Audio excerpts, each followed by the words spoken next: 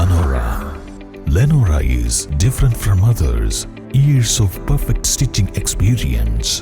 Lenora linen, cotton cloth and stitching.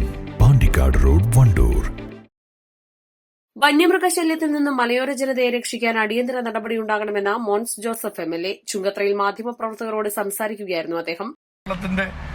മനസാക്ഷിയുടെ മുമ്പിൽ കാട്ടാന ഇറങ്ങി ചവിട്ടി 2 പേരൂടെ കൊല ചെയ്യപ്പെട്ടിരിക്കുകയാണ്. ഇതൊരു തുടർച്ചയായ ഒരു സ്ഥിതിയിലേക്ക് വന്നിട്ടും ഇവിടെ സംസ്ഥാന ഗവൺമെന്റ് സ്വീകരിക്കേണ്ടതായ നടപടികൾ, പ്രത്യേകിച്ചും വന്യജീവി ആക്രമണത്തിൽ നിന്ന് മലയോര ജനതയെ സംരക്ഷിക്കാൻ ആവശ്യമായ നടപടികൾ ഉണ്ടാകണം. നിരന്തരമായി നിയമസഭയിൽ പ്രതിപക്ഷ നേതാവ് ശ്രീ വി ഡി സതീശന്റെ നേതൃത്വത്തിൽ Kerala Congress party chairman P Joseph ഞങ്ങളെല്ലാം ഒറ്റക്കെട്ടായിട്ട് നിരവധി പ്രാവശ്യം ആവശ്യപ്പെട്ടുള്ളതാണ്. പക്ഷേ ഇതുവരെ ഒരു നടപടിയിലേക്കും വരാൻ സംസ്ഥാന ഗവൺമെന്റിന് കഴിഞ്ഞിട്ടില്ല. കേന്ദ്ര ഗവൺമെന്റ് ചെയ്യേണ്ട നടപടികൾ സ്വീകരിക്കണം, അക്കാര്യത്തിൽ തർക്കമില്ല.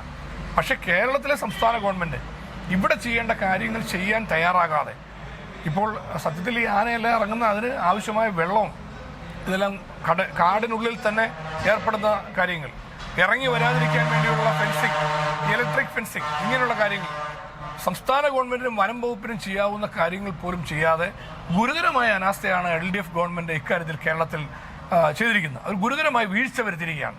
നിരന്തരമായി ഈ ഒരു മലയോര ജനത ഇങ്ങനെ കൊല ചെയ്യപ്പെടുന്ന, ആക്രമിക്കപ്പെടുന്ന സാഹചര്യങ്ങൾ അവസാനിപ്പിക്കാൻ കഴിയുന്ന വിധത്തിൽ സംസ്ഥാന ഗവൺമെന്റിന്റെ ഭാഗത്തു നിന്ന് ഫലപ്രദമായ ഒരു ഇടപെടലിന് ഇനിയെങ്കിലും തയ്യാറാകണം. ഈ ഒരു സ്ഥിതി തുടരുന്നത് ഒരിക്കലും അംഗീകരിക്കാൻ പറ്റില്ല.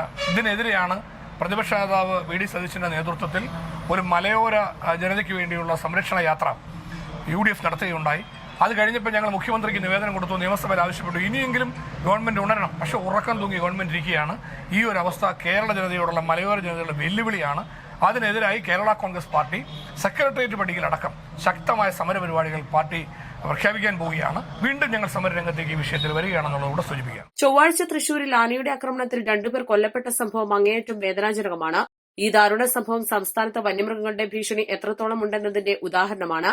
സർക്കാർ ഉടനടി ഉണർന്നു പ്രവർത്തിച്ചില്ലെങ്കിൽ സ്ഥിതി കൂടുതൽ ഗുരുതരമാകുമെന്നും മോൻസ് ജോസഫ് മുന്നറിയിപ്പ് നൽകി. ജനങ്ങളുടെ ജീവനും സ്വത്തിനും സംരക്ഷണം നൽകാൻ കേന്ദ്ര സംസ്ഥാന സർക്കാരുകൾ ആവശ്യമായ നടപടികൾ സ്വീകരിക്കണം.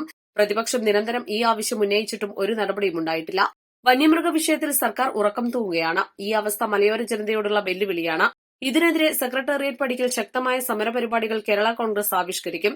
വന്യമൃഗ ശല്യത്തിനെതിരെ ഡൽഹിയിൽ സമരം നടത്തിയ ജോസ് കെ മാണിയും സംഘവും സംസ്ഥാന സർക്കാർ ചെയ്യേണ്ട നടപടികൾ പൂർത്തിയാക്കിയ ശേഷമായിരുന്നു സമരത്തിന് പോകേണ്ടിയിരുന്നതെന്നും മോൻസ് ജോസഫ് കൂട്ടിച്ചേർത്തു. East live, Edakkara.